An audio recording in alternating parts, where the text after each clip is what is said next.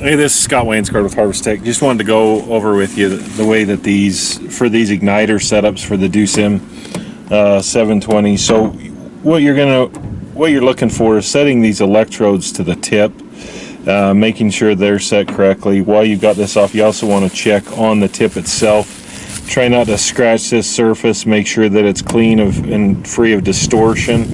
We offer a couple of different tips. This is the 4.5. We also offer the 4.0 for in higher elevations.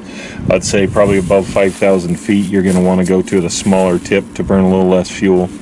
But with this, the depth in between the electrodes and the tip should be 5/32 of an inch. I just got a 5/32 Allen wrench.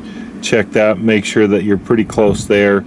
The tip gap should also be 5/32 of an inch, so making sure that your tip gap there, and then from the center hole to the tip there should be 1/4 inch.